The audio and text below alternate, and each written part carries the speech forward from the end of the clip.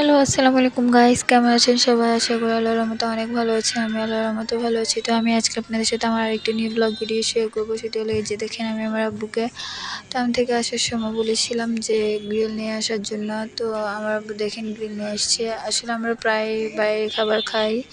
তো ধরেন হালিম, হালিম বলুক, গ্রিল বলুক, শিক কাবাব বলুক, কাচ্চি বলুক, বিরিয়ানি বলুক, যে কোনো এভরিথিং, যে কোনো খারাপ ফিশ ফ্রাই বলুক, যে কোনো। তো হোটেলে যাইও খাই বা রেস্টুরেন্টে যাইও খাই, তবে বাসায় এনে বেশি খাই। তো দেখেন, যাই হোক, আমি এখানে পরপর সবগুলো খাবার পলিথিন থেকে আমি খুলিয়ে বের করে নিয়েছি। এখানে এই যে দেখেন রুটিগুলো একদম গরম ছিল, ফ্রেশ ছিল, এবং কি মানে গরমে কাগজটা পর্যন্ত ভিজে গেছে ভাপাই। তো তাই আমি গরমে বেশি ভাপাই গেলে কীরকম একটা গন্ধ মানে আমার কাছে লাগে, তাই আমি সবগুলা রুটি পলিথিন থেকে, কাগজ থেকে আমি বের করে নিয়েছি। বয় জবার করতেছি, সাথে আমার ছেলে তো আছেই দুষ্টুমির জন্য।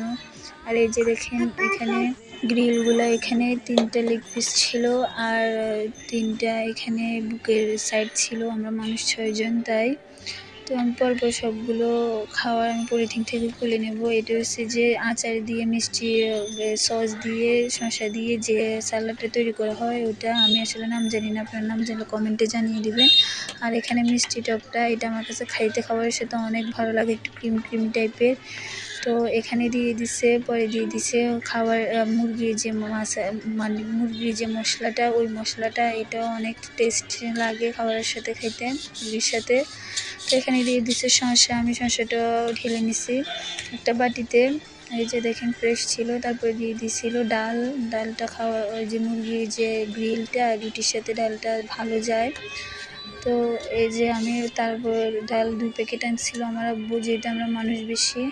তো এই যে দেখেন, আমি আরও 1 প্যাকেট আমি ডালটা ঢেলে নিলাম। তো এই যে সবগুলো খাবার আমি বাটিতে ঢেলে নিছি। এই যে দেখেন আমার পরিবেশনটা কেমন হয়েছে, কমেন্টে অবশ্যই জানাবেন। তো কে আছে আমাদের মতন বাইরের খাবার ভালোবাসে, তাই বাইরের খাবার আনে বাসায় এনে, রেস্টুরেন্টে বা হোটেলের খাবার বাসায় এনে খায়। তো এই যে দেখেন, আমি একটা প্লেটের মধ্যে পরিবেশন করব সুন্দরভাবে। তো ফার্স্টে আমি রুটিটা দিয়ে দিছি, তারপর দিয়ে দিলাম যে লেগ পিসের যে গ্রিলটা, ওটা। তারপর দিয়ে দিব আমি এই যে মিষ্টি সস দিয়ে, শসা দিয়ে, গাজর দিয়ে, মিষ্টি আচার দিয়ে যে সসটা তৈরি করা, ওটা। তারপরে দিয়ে দিলাম যে গ্রিলের সাথে যে মশলাটা, যে মাখা যে মশলাটা, ওই মশলার যে ঝোলটা, ওটা। তারপরে দিয়ে দিলাম মিষ্টি যে টকটা, ওটা। তারপরে দিয়ে দিব ডাল। তারপর দিয়ে দেবো আমি শসা দেওয়ার পর দেখেন আমার পরিবেশনটা অনেকটাই সুন্দর হয়েছে, আমার কাছে অনেকটাই সুন্দর লাগছে দেখতে। আসলে এই গ্রিলটা পরিবেশনটা এরকমভাবে প্লেটে নিয়ে তারপর সাজায় খায়। আমরা যতবারই খাই এরকমভাবে জনে প্লেটের মধ্যে আমি নিজে সাজাই দিই, তারপরে সবাই আমরা একসাথে টেবিলে বসে খাই। তো আমার ভিডিওটি যদি ভালো লেগে থাকে, আমার চ্যানেলটি সাবস্ক্রাইব করে অবশ্যই লাইক কমেন্ট শেয়ার করে আমার চ্যানেলের পাশে থাকবেন। ধন্যবাদ। আসসালামু আলাইকুম। সবাইকে ভালো থাকবেন, সুস্থ থাকবেন।